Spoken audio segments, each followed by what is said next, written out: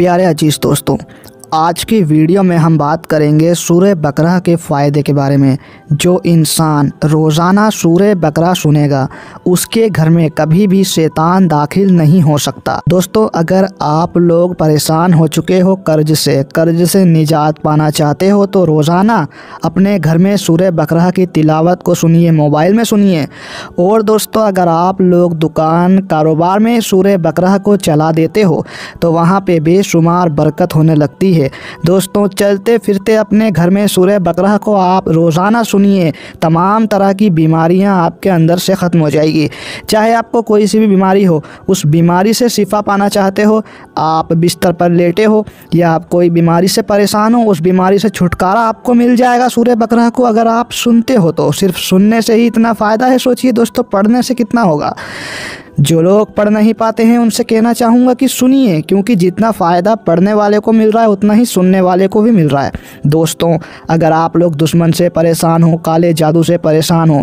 काले जादू का तोड़ नहीं मिल रहा, दोस्तों आपको लगता है आपके दुकान कारोबार में बंदी से किसी ने कुछ कर दिया है, उस चीज़ को ख़त्म करना चाहते हो तो सूरह बकरा को रोज़ाना सुन लीजिए। सिर्फ सुनने से ही आपकी सारी बंदिशें टूट जाएगी, दुकान कारोबार से बंदिश टूट जाएगी और आपकी दुकान कारोबार में बरकत होना शुरू हो जाएगी। दोस्तों, कोई भी बिगड़ा काम हो आपका सिर्फ सूरह बकरा से बन जाएगा। कोई भी मकसद हो आपका,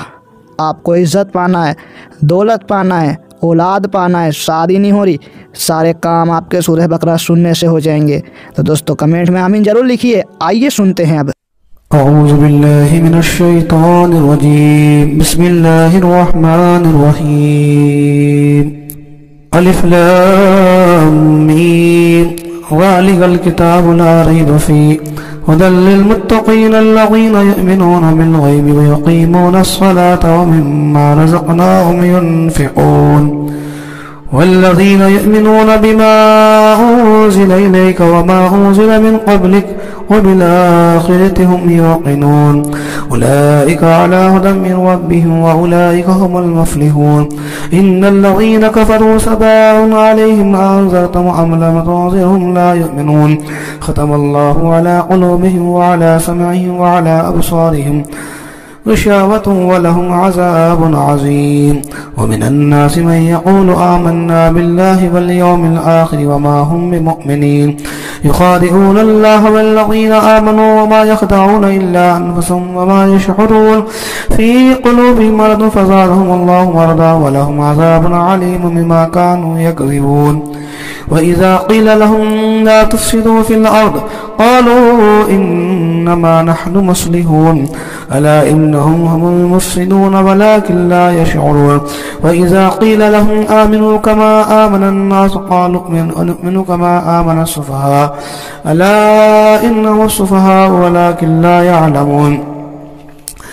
वइज़ा लक़ुल लज़ीना आमनू क़ालू आमन्ना वइज़ा ख़लऊ इला शयातीनिहिम क़ालू इन्ना मअकुम इन्नमा नहनु मुस्तहज़िऊन। अल्लाहु यस्तहज़िउ बिहिम व यमुद्दुहुम फ़ी तुग़यानिहिम यअमहून उलाइका अल्लज़ीना इश्तरवुद दलालता बिल हुदा फमा रबिहत तिजारतुहुम व मा कानू मुहतदीन। मसलुहुम कमसलिल लज़ी इस्तवक़दा नारा फलम्मा अज़ाअत मा हवलहु ज़हब अल्लाहु बिनूरिहिम व तरकहुम फ़ी ज़ुलुमातिन ला युबसिरून सुम्मुन बुकमुन उम्युन फ़हुम ला यरजिऊन। औ कसय्यिबिन मिनस समाइ फ़ी ज़ुलुमातिन व रअदुन व बर्क़ुन यजअलूना असाबिअहुम फ़ी आज़ानिहिम मिनस सवाइक़ि हज़रल मौत वल्लाहु मुहीतुन बिल काफ़िरीन।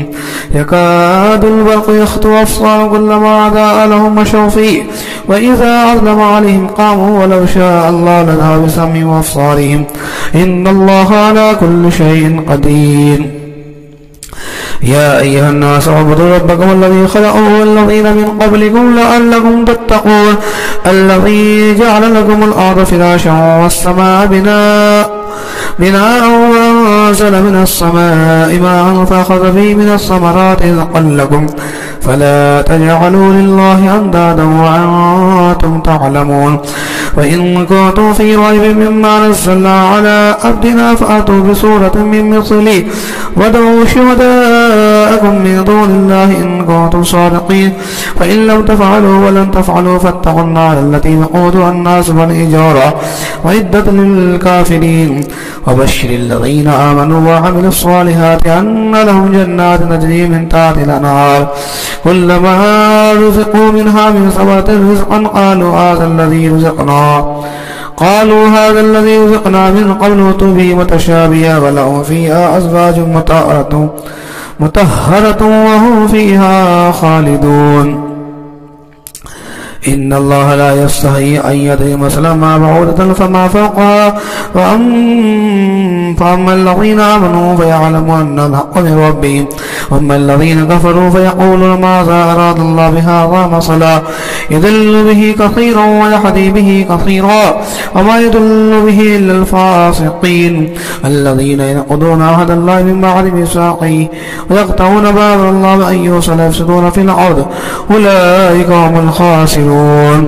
كيف تكفرون بالله وأنتم أمواتا فأحياكم ثم يميتكم ثم يحييكم ثم إليه ترجعون هو الذي خلق لكم ما في الأرض جميعا ثم استوى إلى السماء فسواهن سبع سماوات وبكل شيء عليم وإذ قال ربك للملائكة إني جاعل في الأرض خليفة قالوا أتجعل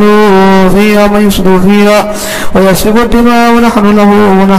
نسبح بحمدك ونقدس لك قال إني أعلم ما لا تعلمون وعلم آدم الأسماء كلها ثم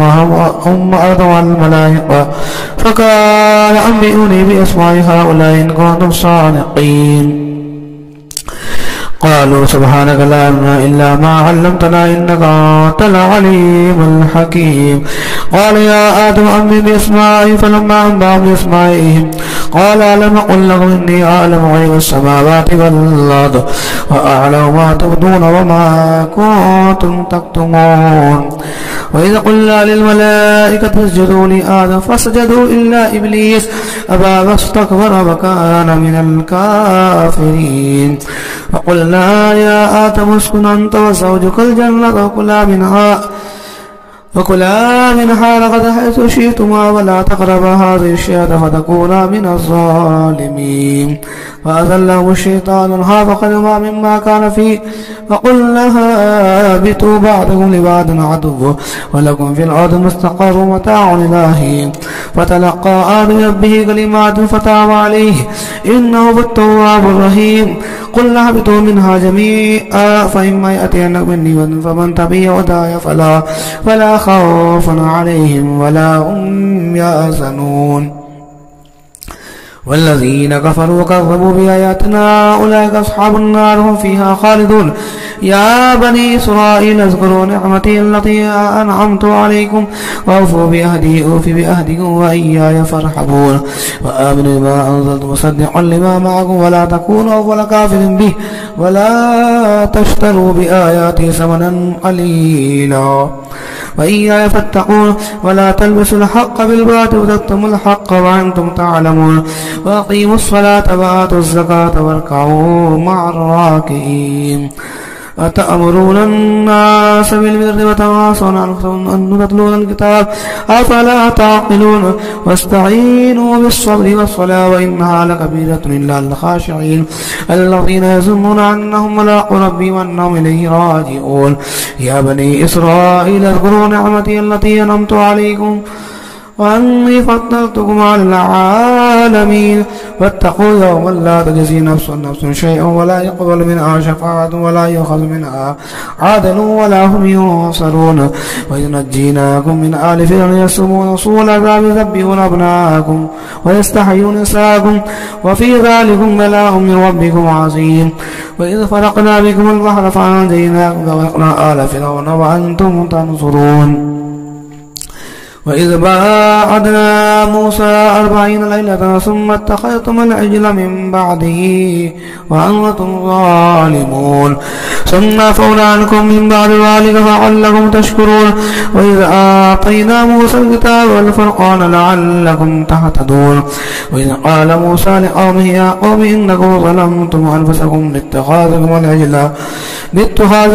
فتوبوا إلى بارئكم فاقتلوا أنفسكم ذلك خير لكم إن بارئكم فتاب عليكم إنه هو التواب الرحيم. وإذ قلتم يا موسى لن نؤمن لك حتى نرى الله جهرة فأخذتكم الصاعقة وأنتم تنظرون ثم بعثناكم من بعد موتكم لعلكم تشكرون وظللنا عليكم الغمام وأنزلنا عليكم المن والسلوى كلوا من طيبات ما رزقناكم وما ظلمونا ولكن كانوا أنفسهم يظلمون. وإذا قلنا ادخلوا هذه القرية فكلوا منها حيث شئتم رغدا وادخلوا الباب سجدا وقولوا حطة نغفر لكم خطاياكم والصلاة سيد المحسنين. فبدل الذين ظلموا قولا غير الذي قيل لهم فأنزلنا على الذين ظلموا رجزا من السماء ما كانوا يفسقون. وإذ استسقى موسى لقومه فقلنا اضرب بعصاك الحجر فانفجرت منه 12 عينا قد علم كل أناس مشربهم كلوا واشربوا من رزق الله ولا تعثوا في الأرض مفسدين. وإذ قلتم يا موسى لن نصبر على طعام واحد فادع لنا ربنا يخرج لنا مما تنبت الأرض من بقلها وقصائها وفومها ونفسها وصلها قال تستبدلون الذي هو أدنى بالذي هو خير اهبطوا مصرا فإن لكم ما فعلتم وضربت عليهم الذلة والمسكنة وباءوا بغضب من الله ذلك بأنهم كانوا يكفرون بآيات الله يقتلون النبيين بغير الحق ذلك بما عصوا وكانوا يعتدون. إن الذين آمنوا والذين هادوا والنصارى والصابين من آمن بالله واليوم الآخر وعمل صالحا فلهم أجر عند ربهم ولا خوف عليهم ولا هم يحزنون. وإذا أخذنا ميثاقهم ورفعنا فوقكم الطور خذوا ما آتينا بقوة واذكروا ما فيه لعلكم تتقون ثم توليتم من بعد ذلك فلولا فضل الله عليكم ورحمته لكنتم من الخاسرين. ولقد علمتم الذين اعتدوا منكم في السبت فقلنا لهم كونوا قردة خاسئين وجعلناها نكالا لما بين يديها وما خلفها موعظة للمتقين. وإذ قال موسى لقومه إن الله يأمركم أن تذبحوا بقرة قالوا وتتخذوا هزوا قال أعوذ بالله أن أكون من الجاهلين. قالوا ادع لنا ربك يبين لنا ما قال إن يقول إنها بقرة لا فارض ولا بكر عبان بين ذلك ففعلوا ما تؤمرون. قالوا ادع لنا ربك يبين لنا ما لونها قال إنه يقول إنها بقرة صفراء فاقع لونها تسر الناظرين. قالوا ادع لنا ربك يبين لنا ما هي إن البقرة تشابه علينا وإنا إن شاء الله لمهتدون. قال إنه يقول إنها بقرة لا ظل تصير الأرض ولا تسقي الحرث مسلمة لا شية فيها. قالوا الآن جئت بالحق فضربوها وما كانوا يفعلون. وإذ قتلتم نفسا فادارأتم فيها والله مخرج ما كنتم تكتمون. فقل الذي بعد كذلك يحيي الله الموتى ويريكم آياته لعلكم تعقلون. ثم قست قلوبكم من بعد ذلك فهي كالحجارة أو أشد قسوة وإن من الحجارة لما يتفجر منه الأنهار وإن منها لما يشقق فيخرج منه الماء وإن منها لما يحبط من خشية الله وما الله بغافل عما تعملون. أفتطمعون أن يؤمنوا لكم وقد كان فريق منهم يسمعون كلام الله ثم يعرفونه من بعد ما قالوه وهم يعلمون. وإذا لقوا الذين آمنوا قالوا آمنا بما خلا بعض إلى بعض قالوا أتحدثونهم بما فتح الله عليكم ليحاجوكم عند ربكم أفلا تعقلون. أفلا يعلمون أن الله يعلم ما يسرون وما يعلنون ومنهم أمي ولا يعلم الكتاب إلا أماني وإنهم إلا يظنون. وويل للذين يكتبون الكتاب بأيديهم ثم يقولون هذا من الذي يشتروا به ثمنا قليلا وويل لهم مما كتبت أيديهم وويل لهم مما يكسبون. وقالوا لن تمسنا النار إلا أياما معدودة قل اتخذتم عند الله أحدا فلن يخلف الله عهده وأن تقولوا على الله ما لا تعلمون. بلى من كسب سيئة وحاط به خطيئته فأولئك أصحاب النار هم فيها خالدون. والذين آمنوا وعملوا الصالحات أولئك أصحاب الجنة هم فيها خالدون. وإذا أخذنا ميثاق بني إسرائيل لا تعبدون إلا الله وبالوالدين إحسانا وذي القربى واليتامى والمساكين وقولوا للناس وأقيموا الصلاة وآتوا الزكاة ثم توليتم إلا قليلا منكم وأنتم معرضون. وإذا أخذنا ميثاقهم لا تسفكون دماءكم ولا تخرجون أنفسكم من دياركم ثم أقررتم وأنتم تشهدون ثم أنتم هؤلاء تقتلون أنفسكم وتخرجون فريقا منكم من ديارهم تظاهرون عليهم بالإثم والعدوان وإن يأتوكم أسارى تفاتوا وحرمون عليهم إخراجهم أفتؤمنون ببعض الكتاب وتكفرون ببعض فما جزاء من يفعل ذلك منكم إلا خزي في الحياة الدنيا ويوم القيامة يردون إلى أشد العذاب وما الله بغافل عما تعملون. أولئك الذين اشتروا الحياة الدنيا بالآخرة ولا يخفف عنهم العذاب ولا هم ينصرون. ولقد آتينا موسى الكتاب وقفينا من بعده بالرسل وآتينا عيسى ابن مريم البينات وأيدناه بروح القدس أفكلما جاءكم رسول بما لا تعبى أنفسكم استكبرتم ففريقا كذبتم وفريقا تقتلون فقالوا قلوبنا غلف ولعنهم الله بكفر فقليلا ما يؤمنون. ولما جاءهم كتاب من الله مصدق لما معهم فكانوا من قبل يستفتون الذين كفروا فلما جاءهم ما عرفوا كفروا به ولعنة الله على الكافرين بئس ما اشتروا به أنفسهم أن يكفروا ما أنزل الله بغيا أن ينزل الله من فضله على من يشاء من عباده فباءوا بغضب على غضب للكافرين عذاب مهين.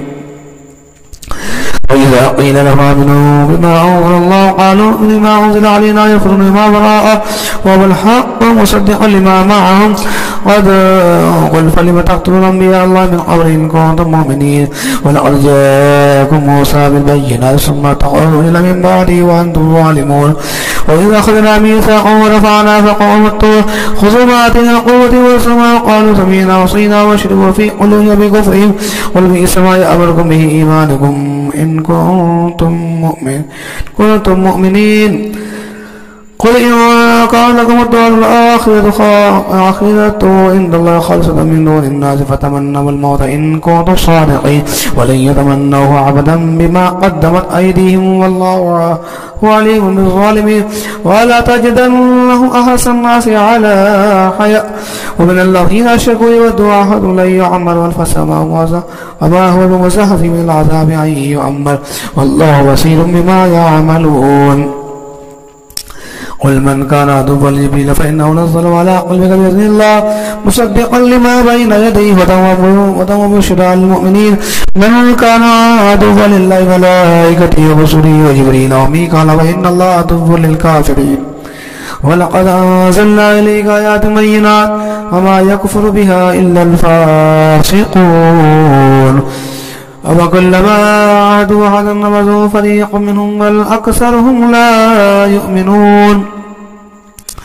ولما جاءهم رسول من عند الله مصدق لما معه نبذ فريق من الذين أوتوا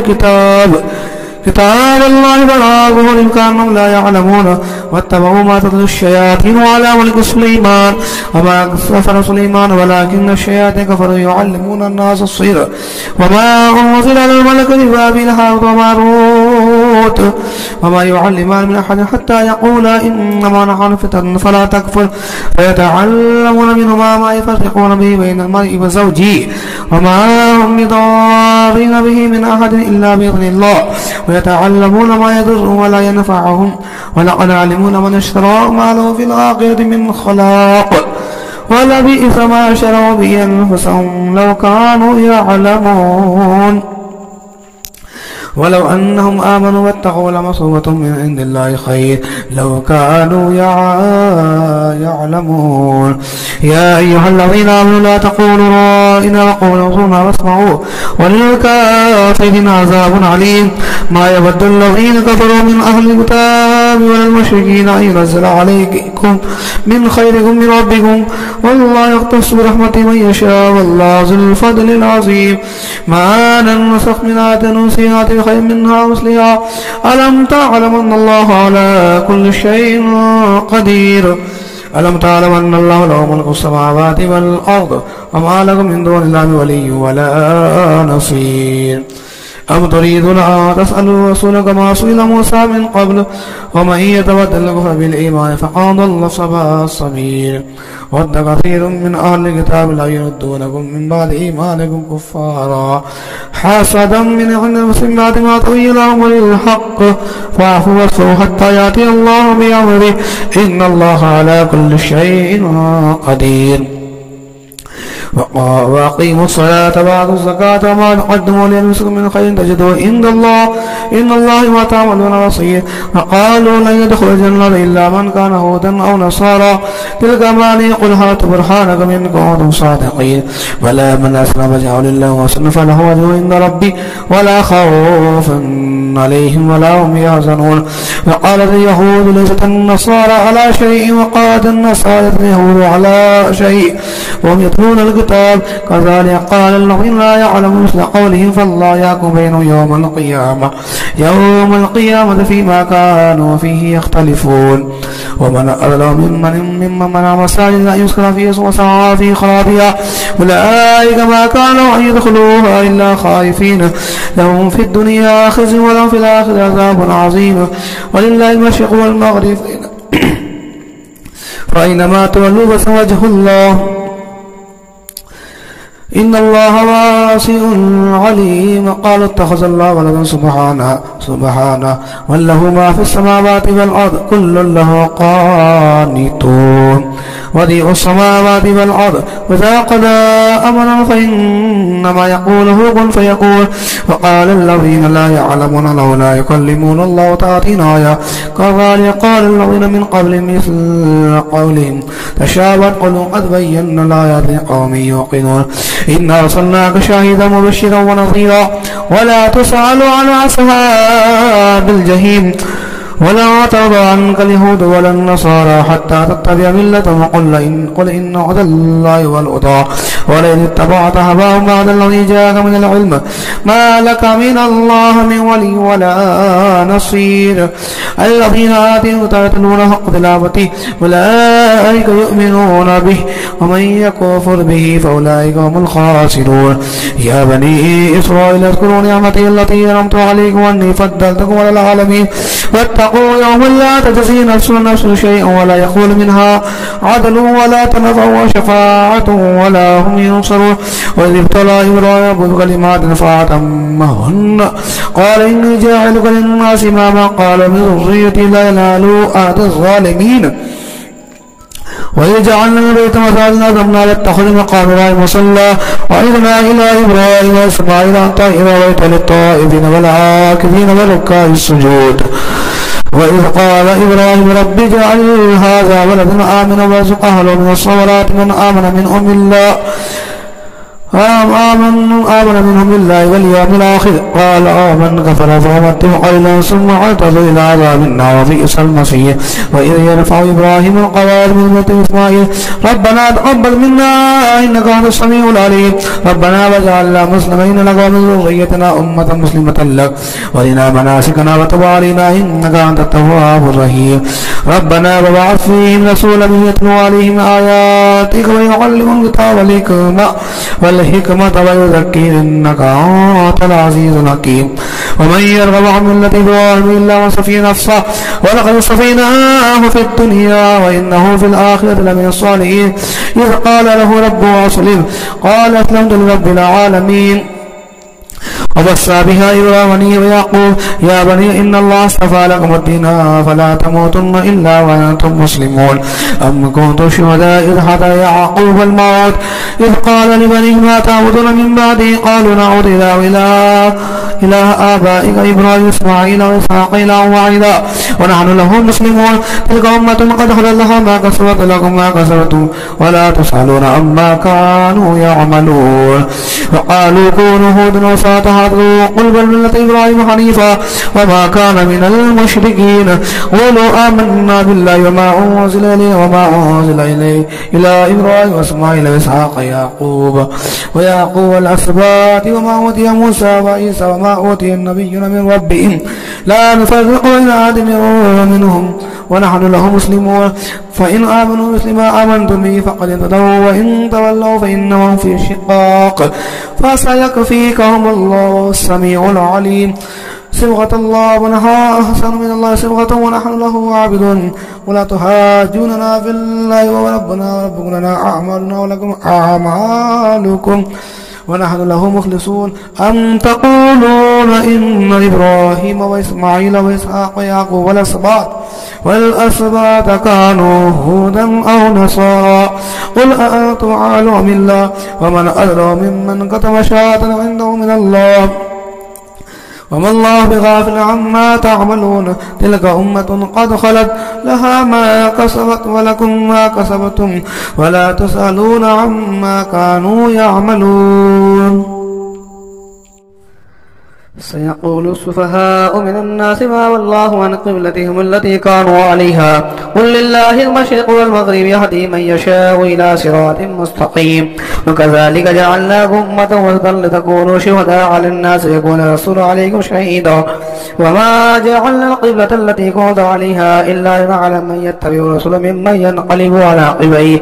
وإن كانت لكبيرة إلا على الذين هدى الله وما كان الله ليضيع إيمانكم إن الله بالناس لرؤوف رحيم قد نرى تقلب وجهك في السماء فلنولين قبلة ترضاها فول وجهك شطر المسجد الحرام وحيث ما كنتم فولوا وجوهكم شطرا وإن الذين أوتوا الكتاب ليعلمون أن الحق من ربهم وما الله بغافل عما يعملون ولئن أتيت الذين أوتوا الكتاب بكل آية ما تبعوا قبلتك وما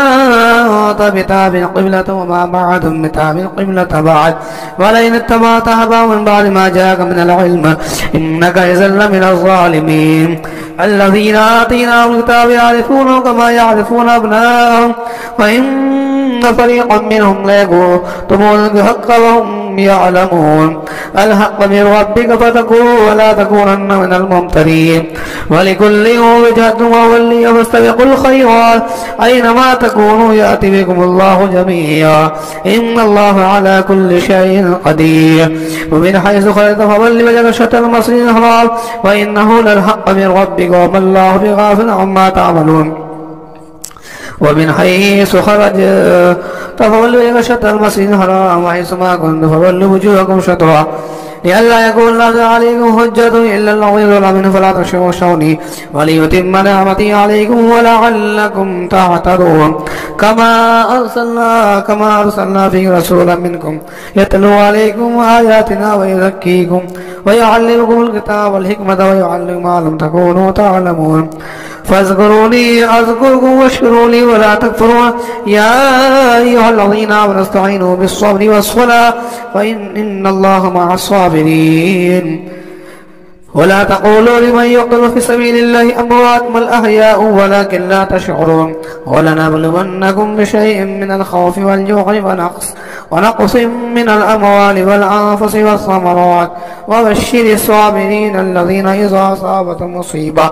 قالوا إنا لله وإنا إليه راجعون أولئك عليهم صلوات من ربهم ورحمة وأولئك هم المهتدون إن الصفا والمروة من شعائر الله فمن حج البيت بإتمر فلا جناح عليه أن يطوف بهما ومن تطوع خيرا فإن الله شاكر عليم إن الذين يكتمون ما أنزلنا من البينات والهدى من بعد ما بيناه للناس في الكتاب أولئك يلعنهم الله إلا الذين تابوا وأصلحوا وجههم فأولئك أتوب عليهم وأنا التواب الرحيم إن الذين كفروا وماتوا وهم كفار أولئك عليهم لعنة الله والملائكة والناس أجمعين خالدين فيها لا يخفف عنهم العذاب ولا هم ينظرون وإلهكم إله واحد لا إله إلا هو الرحمن الرحيم إن في خلق السماوات والأرض واختلاف الليل والنهار والفلك التي تجري في البحر بما ينفع الناس وما أنزل الله من السماء مما إن فحيا به الأرض بعد موتها وصفيها من كل ضابة وتصريف الرياح والسحاب المسخر بين السماء والأرض لآيات لقوم يعقلون ومن الناس من يتخذ من دون الله أندادا يحبونهم كحب الله والذين آمنوا أشد حبا لله ولو يرى الذين ظلموا إذ يرون العذاب أن لا قوة إلا جميعا وأن الله شديد العذاب فاستبرأ الذين اتبعوا من الذين اتبعوا بالعذاب وتقطعت بهم الأسباب وقال الذين اتبعوا لو أن لنا كرة فنتبرأ منهم كما تبرأوا منا كذلك يريهم الله أعمالهم حسرات عليهم وما هم بخارجين من النار يا أيها الناس كلوا مما في الأرض حلالا طيبا ولا تتبعوا خطوات الشيطان إنه لكم عدو مبين إنما يأمركم بالسوء والفحشاء وأن تقولوا على الله ما لا تعلمون وإذا قيل لهم اتبعوا ما أنزلنا قالوا بل نتبع ما ألفينا عليه آباءنا أولو كان آباؤهم لا يعقلون شيئا ولا يهتدون ومثل الذين كفروا كمثل الذي ينعق ما لا يسمع إلا دعاء ونداء ثم بكم فهم لا يعقلون يا أيها الذين آمنوا كلوا من طيبات ما رزقناكم واشكروا لله إن كنتم إياه تعبدون إنما يحرم عليكم الميت والدم ولحم الخنزير وما أهل به لغير الله فمن اضطر غير باغ ولا عاد فلا إثم عليه إن الله غفور رحيم إن الذين يكتمون ما أنزل الله من الكتاب يشترون به ثمنا قليلا أولئك ما يأكلون في بطون إلا النار ولا يكلم الله يوم القيامة ولا يزكيهم ولهم عذاب عليم أولئك الذين اشتروا الضلالة بالهدى والعذاب المغفرة فما أصبرهم على النار ذلك بأن الله نزل الكتاب بالحق وإن الذين اختلفوا في الكتاب في شقاق بعيد ليس البر أن تولوا وجوهكم من المشرق والمغرب ولكن البر من آمن بالله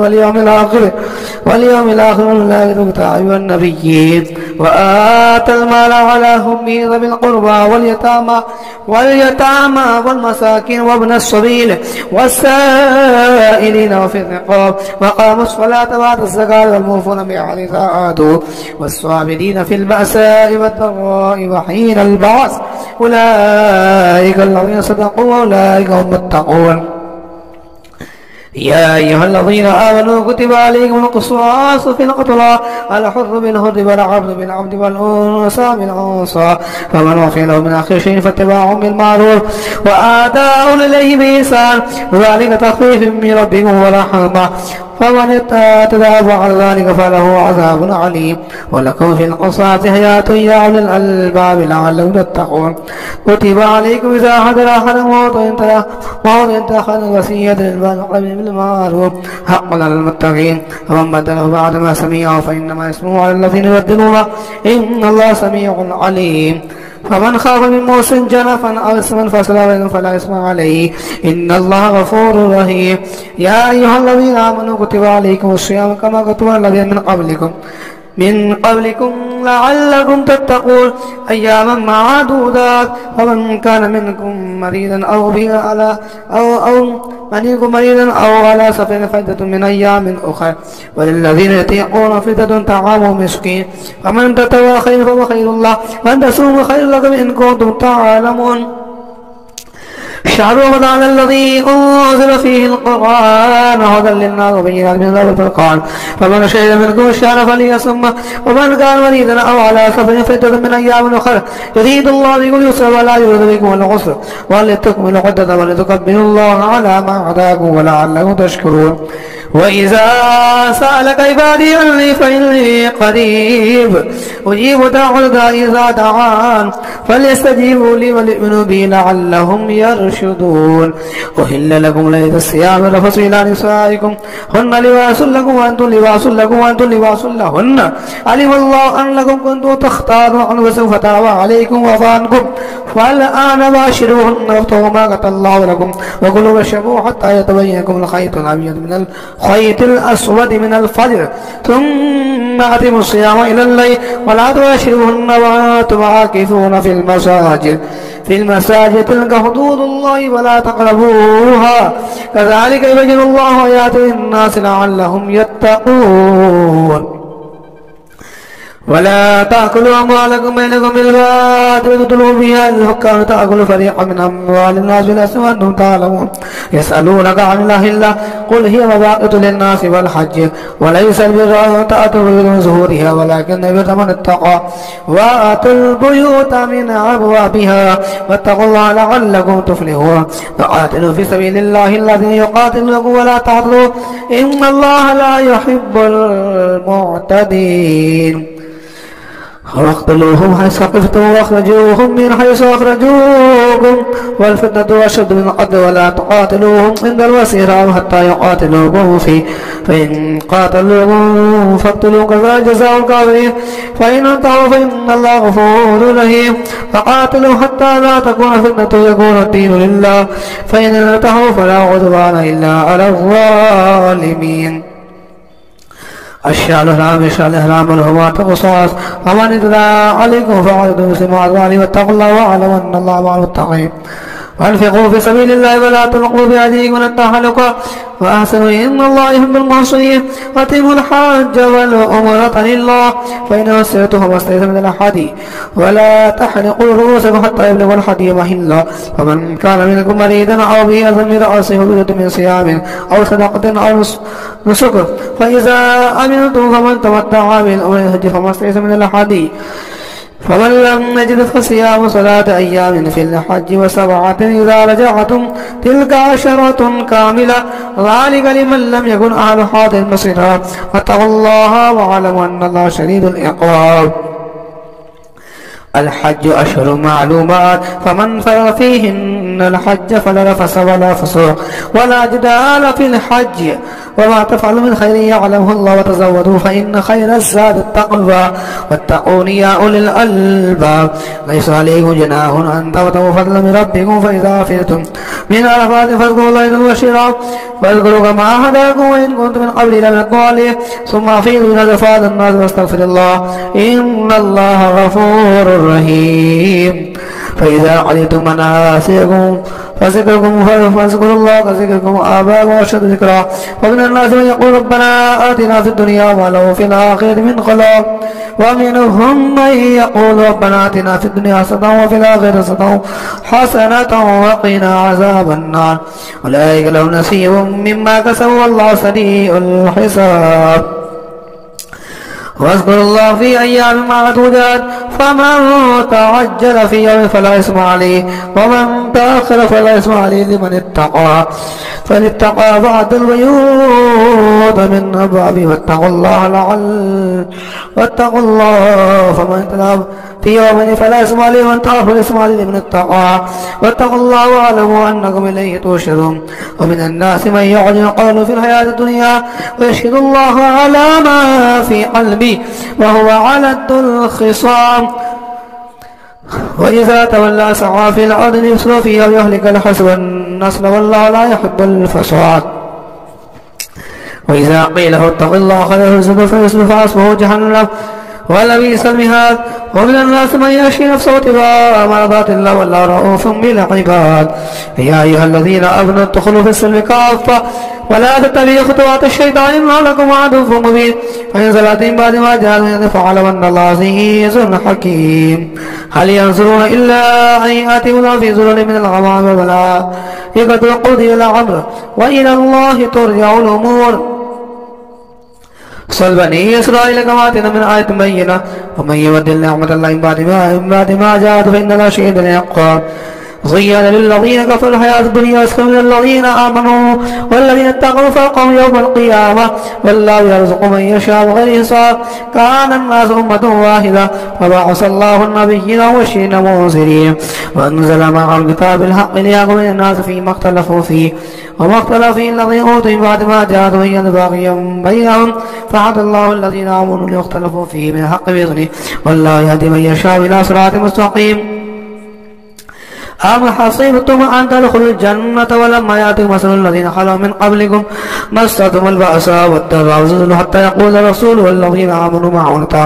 معه متى نصر الله ألا إن نصر الله قريب يسألونك ماذا ينفقون قل ما أنفقتم من خير فللوالدين والذين والأقربين واليتامى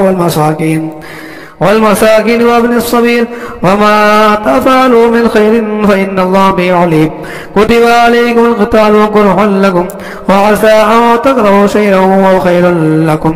وعسى أن تحبوا شيئا وهو شر لكم والله يعلم وأنتم لا تعلمون يسألونك عن الشهر عن قتال فيه قل قتال فيه كبير وصد عن سبيل الله كفر به والمسيح وإخراج أهل منه أكبر عند الله والفتنة أكبر من القتل ولا يزال يقاتلونكم حتى يردوكم عن دينكم إن استطاعوا ومن يرتد منكم عن دينه فيمت وهو كافر ولا يحدث أعماله في الدنيا والآخرة أولئك أصحاب النار هم فيها خالدون إن الذين آمنوا والذين هاجروا وجاهدوا في سبيل الله أولئك يرجون رحمة الله والله غفور رحيم يسألونك عن الخمر والميسر قل فيما اسم كبير ونافع للناس وإثمهما أكبر من نفعهما ويسألونك ماذا ينفقون قل العفو كذلك يبين الله لكم الآيات لعلكم تتفكرون في الدنيا والآخرة ويسألونك عن اليتامى قل إصلاح لهم خير وإن تخالطوا فإخوانكم والله يعلم سبيل المسلم ولو شاء الله لعنتكم إن الله عزيز حكيم ولا تنكحوا المشركات حتى يؤمن ولأمة مؤمنة خير من مشركة ولو أعجبتكم ولا تنكحوا المشركين حتى يؤمنوا ولا أمة خير من مشرك ولو أعجبكم أولئك يدخلون النار والله يدخل الجنة والمغفرة بإذنه ويبين آيات الناس لعلهم يتذكرون ويسألونك عن المحيض قل وأذن فأتوا النساء في المحيض ولا تقربوهن حتى يطهرن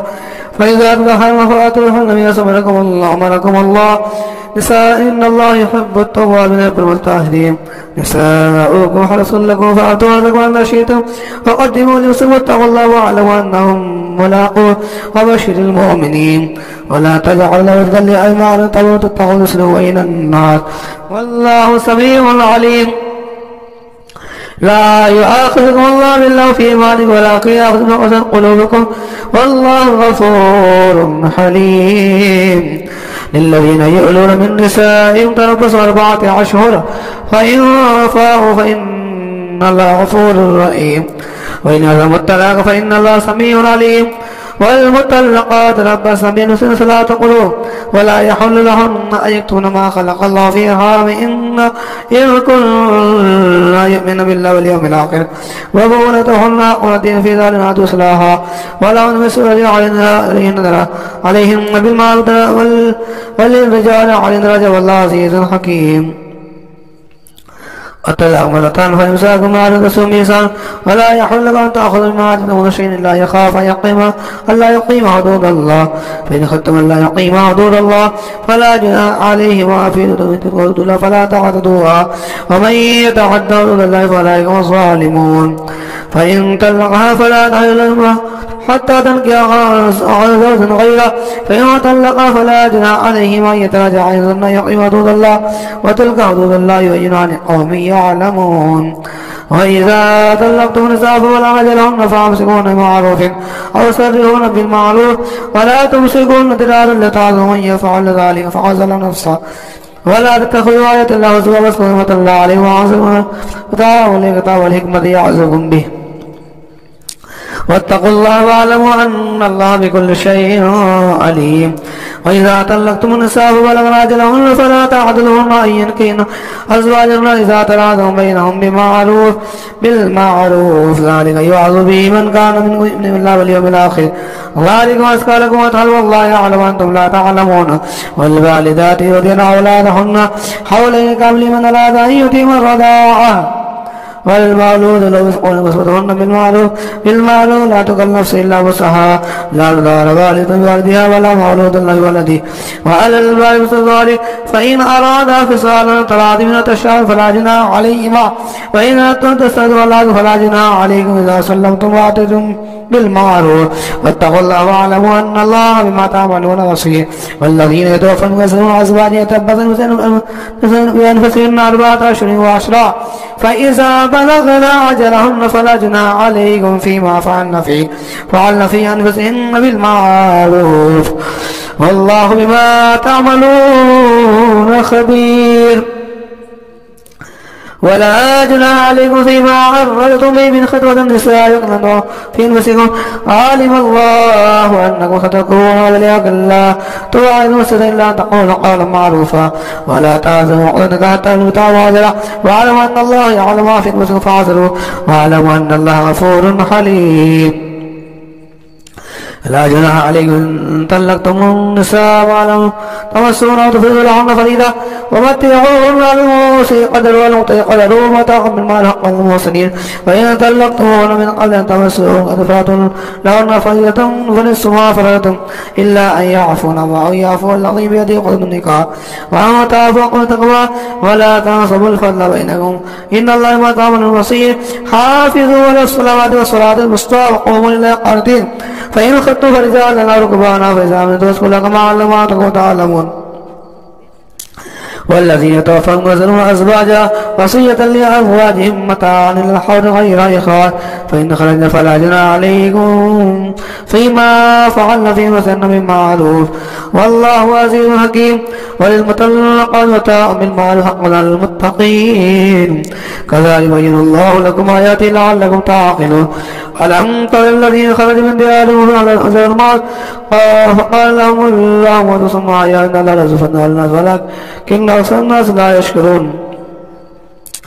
وقاتلوا في سبيل الله واعلموا أن الله سميع عليم. من ذا الذي يقول الله قرضا حسنا فيضاعف له أضعافا كثيرا والله يقبض ويبسط إليه ترجعون. ألم تر إلى الملأ من بني إسرائيل من بعد موسى إذ قالوا لنبي الله ابعث ملكا نقاتل في سبيل الله قال هل عصيتم إن كتب عليكم القتال ألا تقاتلوا قالوا ما لنا إلا نقاتل في سبيل الله وقد أخرجنا من ديارنا وأبنائنا فلما كتب عليهم القتال تولوا إلا قليلا منهم والله عليم بالظالمين. فقال لهم نبي إن الله قد بعث لهم طالوت ملكا قالوا أن يكون لهم ملك علينا ونحن أقل منك ولم نسعد من المال قال إن الله اصطفاه عليكم وزاد بسطة في العلم وفي العلم والجسم والله يؤتي ملكه من يشاء والله واسع عليم. فقال له نبي إن آية من آياتكم واتقوا في سكينة ما فمن حقيقة من ربكم وبقية مما ترك آل موسى وآل هارون وتحمل الملائكة إن في ذلك لآية لكم إن كنتم مؤمنين. فلما فصلت الأرض بالجنود قال إن الله طليق من خلق ومن شهد منه فليس مني ولم يطع فإنه مني إلا من ترك ومن فشهد منه إلا قليلا منه. فلما جاوزه والذين آمنوا معه قالوا لا طاقة لنا جنوده قال الذين يظنون ملاك الله كم من فئة قليلة غلبت فئة كثيرة بإذن الله والله مع الصابرين. ولما برزوا جنوده قالوا ربنا أفرغ علينا صبرا وثبت أقدامنا وانصرنا على القوم الكافرين فهزموا بإذن الله. وقتل داود جالوت وآتاه الله الملك والحكمة وعلمه ما يشاء ولولا دفع الله الناس بعضهم ببعض لا فسدت الأرض ولكن الله ذو فضل العالمين. تلك آيات تبالغ بالحق إن من المرسلين تلك فضلنا بعضهم على بعض منهم من كلم الله ورفع بعض الدرجات وآتينا عيسى ومن أيدناه بالقدس ولو شاء الله مطر الذين بعد ما جاءت بينات والله من اختلفوا فمنهم من آمن ومنهم كفر ولو شاء الله مطر ولكن الله يفعل ما يريد. يا أيها الذين آمنوا أنفقوا مما رزقناكم من قبل أن يأتي يوم لا بيع فيه ولا خلة ولا شفاعة والكافرون هم الظالمون. الله لا إله إلا هو الحي القيوم لا تأخذه سنة ولا نوم له ما في السماوات وما في الأرض من ذا الذي يشفع عنده إلا بإذنه يعلم ما بين أيديهم وما خلفهم ولا يحيطون بشيء من علمه إلا بما شاء وسع كرسيه السماوات والأرض ولا يؤوده حفظهما وهو العلي العظيم. لا إكراه في الدين قد تبين الرشد من الغي من يكفر بالطاغوت يؤمن بالله وقد استمسك بالقربة الوثقى لا انفصام لها والله سميع عليم. الله ولي الذين آمنوا يخرجون من الظلمات إلى النور والذين كفروا أولياءهم الطاغوت يخرجون من الظلمات من النور إلى الظلمات أولئك أصحاب النار هم فيها خالدون. ألم تر إلى الذين آتوا في ربنا آتاه الله الملك إذ قال يا ربي الذي يحيي ويميت قال أنا أحيي وأميت. قال إبراهيم فإن الله يأتي بالشمس من المشرق فأت بها من المغرب فبهت الذي كفر والله لا يهدي القوم الظالمين. أو كالذي مر على قرية وهي خاوية على عروشها قال أنى يحيي هذه إلا بعد موتها فأماته الله 100 عام ثم بعث قال كم لبثت قال لبثت يوما أو بعد يوم قال بل لبثت 100 عام فانظر إلى طعامك وشرابك لا تسنى وانظر إلى حمارك وإن جعلك آية للناس وانظر إلى العظام كيف ننشزها ثم نكسوها لحما فلما تبين له قال أعلم أن الله على كل شيء قدير. وإذ قال إبراهيم ربي أرني كيف تحيي الموتى قال أولم تؤمن قال بلى ولكن ليطمئن قلبي قال فخذ 4 من الطير فصرنا إليك ثم اجعل على كل جبل منهم جزعا ثم يأتينك صاعقا واعلم أن الله عزيز حكيم. مثل الذين ينفقون أموالهم في سبيل الله كمثل حبة أنبتت 7 سنابل في كل سنبلة 100 حبة والله يضاعف لمن يشاء والله واسع عليم. الذين ينفقون أموالهم في سبيل الله ثم لا يتبعون ما أنفقوا منا ولا أجل لهم أجر عند ربي ولا خوف عليهم ولا هم يحزنون. قول معروف مغفرة خير من صدقة يتوضأ والله غفور غني حليم. يا أيها الذين آمنوا لا تبطلوا صدقات بالمن والأذى كالذي ينفق ماله رياء الناس ولا يؤمن بالله واليوم الآخر فمثله كمثل صفوان عليه تراب فأصابه تراب صلدا لا يقدرون على شيء مما كسبوا والله لا يهدي القوم الكافرين. ومثل الذين ينفقون أموالهم وابتغاء مرضات الله تثبيتا من أنفسهم كمثل جنة بربوة أصابها الفاتحة كلها ضعفين فإن لم يصبها وابل فتل والله بما تعملون بصير. أيود أحدكم أن تكون له جنة من نخيل وأعناب تجري من تحتها الأنهار له فيها من كل الثمرات وأصاب الكبر له ذرية ضعفاء وأصاب عيسى في نار فاحترقت كذلك يبين الله لكم الآيات لعلكم تتفكرون. يا أيها الذين آمنوا أنفقوا من طيبات ما كسبتم ما أخذنا لكم من الأرض ولا تيمموا الخبيث منه تنفقون لستم بآخذه إلا أن تغمضوا فيه واعلموا أن الله غني حميد. الشيطان يعدكم الفقر ويأمركم بالفحشاء والله يعدكم مغفرة من فضله والله واسع عليم. يؤتي الحكمة من يشاء ومن يؤتي الفقر ويؤتي خيرا كثيرا وما يذكر إلا أولو الألباب. وما أنفقتم من نفقة أو نذرتم من نذر فإن الله يعلمه وما للظالمين من أنصار. إن تبدوا الصدقات فنعم ما هي وقل إن تكفروا أو تؤتوا الفقراء خير لكم وإن يكفر عنكم منكم سيئاتكم والله ما تعملون خبير. ليس عليكم وتم ولكن الله يهدي من يشاء وما تنفقوا من خير فلنفسكم وما تنفقوا إلا ابتغاء وجه الله وما تنفقوا من خير فيوفى إليكم وأنتم لا تظلمون. للفقراء الذين أرسلوا في سبيل الله لا يستطيعون دعوة في الأرض يحسبهم الجاهل أغنياء من التعفف تعرف بسيماهم لا يصلون الناس إلا حافا وما تنفقوا من خير فإن الله به عليم. الذين ينفقون أموالهم بالليل والنهار سرا وعلانية فلهم أجر عند ربهم ولا خوف عليهم ولا هم يحزنون. الذين يأكلون الربا لا يقومون إلا كما يقوم الذي يتخبطه الشيطان من المس ذلك بأنهم قالوا إنما البيع مثل الربا وحل الله البيع وحرم الربا فمن جاءه موعظة من ربه فانتهى فله ما سلف وأمره إلى الله ومن عاد فلا يصعب النار فيها خالدون. يمحق الله الربا بالصدقات والله لا يحب كل كفار عصيم. إن الذين آمنوا بالصالحات وأقاموا الصلاة وآتوا الزكاة وأجروا عند ربهم ولا خوف عليهم ولا هم يحزنون. يا أيها الذين آمنوا اتقوا الله وذروا ما بقي من الربا إن كنتم مؤمنين فإن لم تفعلوا فأذنوا بحرب من الله ورسوله وإن عاقبتم فلكم رؤوس أموالنا تسلمون ولا تظلمون وإن كان ذو عسرة فنظرة إلى ميسرة وأن تستطيعوا خيرا لكم إن كنتم تعلمون واتقوا يوما ترجعون فيه إلى الله ثم توفى كل نفس ما كسبت لا يظلمون. يا أيها الذين آمنوا إذا تداينتم من إلى أجل مسمى فاكتبوه وليكتب بينكم كاتب بالعدل ولا يأب كاتب أن يكتب كما علم الله فليكتب وليملل الذي عليه الحق ويتق الله ربه ولا يبخس منه شيئا إن كان الذي عليه الحق سفيها ضعيفا ولا يستطيع يمل فليملل بالعدل واستشهدوا شهيدين من رجالكم فإن لم يكونا رجلين فرجل وامرأة ممن ترضون من الشهداء إن تضل إحداهما فتذكر إحداهما الأخرى ولا يعلم الشهداء إذا ماتوا ولا تحسبوا أن تتقوا صغيرا أو كبيرا أجله ذلك عند الله يقول الشهادة أدنى ألا تأتوا إلا أن تقتلوا تهاتوا فليه هذا تدرون وإنه فليس لنا ألا تقوى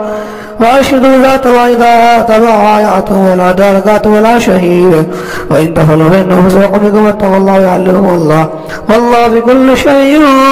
عليم. وإن كنتم على سفر وتجدوا كاتبا فرهان مقبوضا فإن أمن بعضكم بعض فليؤدي الذي أمانته تؤمن أمانته وليتق الله ربه ولا يكتم الشهر ويكتم عاصم قلبه فإنه عاصم قلبه والله ما تعملون لله ما في السماوات وما في الأرض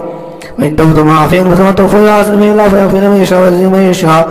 والله على كل شيء قدير. آمن الرسول ما أنزل إليه من ربه والمؤمنون كل آمن بالله وملائكته وكتبه ورسله لا نفرق بين أحد من رسله قالوا سمعنا وأطعنا غفرانك ربنا وإليك المصير. لا يكلف الله نفسا إلا وسعها لها ما كسبت وعليها ما اكتسبت ربنا لا تؤاخذنا إن نسينا واخطأنا ربنا ولا تحمل علينا إصرا كما حملته على الذين من قبلنا ربنا ولا تحملنا ما لا طاقة لنا به واعف عنا واغفر لنا وارحمنا أنت مولانا فانصرنا على القوم الكافرين.